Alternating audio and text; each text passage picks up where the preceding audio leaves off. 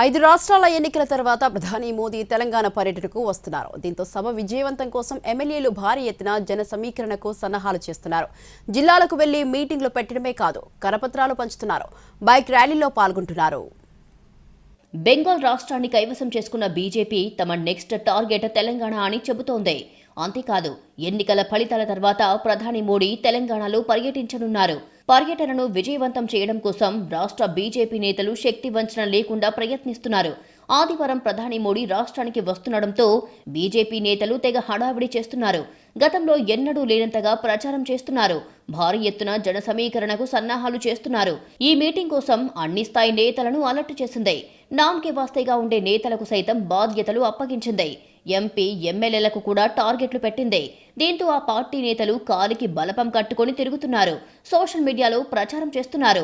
10వ తేదీన parade ground భారీ సభకు తరలి రావాలని కోరుతున్నారు. సీనియర్ నేతలకు తమ నియోజకవర్గాలు కాకుండా ఇతర జిల్లాలను జన సమీకరణ కోసం అప్పగించారు. దీంతో నేతలు ఆయా జిల్లాలకు వెళ్లి మీటింగ్లు పెడుతున్నారు, కరపత్రాలు పంచుతున్నారు, బైక్ ర్యాలీలలో పాల్గొంటున్నారు. తమ నియోజకవర్గాల్లో వాల్ రైటింగ్స్ చేస్తున్నారు. ఒక హైప్ తీసుకొచ్చే ప్రయత్నం చేస్తున్నారు.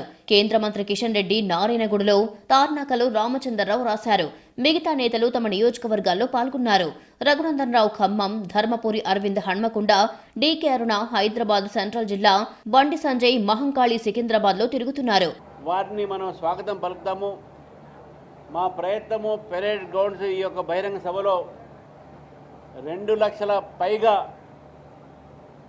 జన సమీకరణ చేసి గతంలో ఎప్పుడు జరగనటువంటి యొక్క రీతిలో ఈ యొక్క బహిరంగ సభ జరుగుతుందని చెప్పేసి మేము నమ్ముతున్నాము. దానికి కార్యకర్తలు, పార్టీ నాయకులు అహోరాత్రులు కష్టపడతా ఉన్నారు. మా నాయకులందరూ కూడా ఎంపీలు, ఎమ్మెల్యేలు, మాజీ ఎమ్మెల్యేలు, మాజీ ఎంపీలు, ఎమ్మెల్సీలు ప్రతిరోజు ఏదో ఒక జిల్లాలో, ఏదో ఒక మండలంలో పోయి జన సమీకరణలో వారు మొబిలైజేషన్లో పాల్గొంటున్నారు.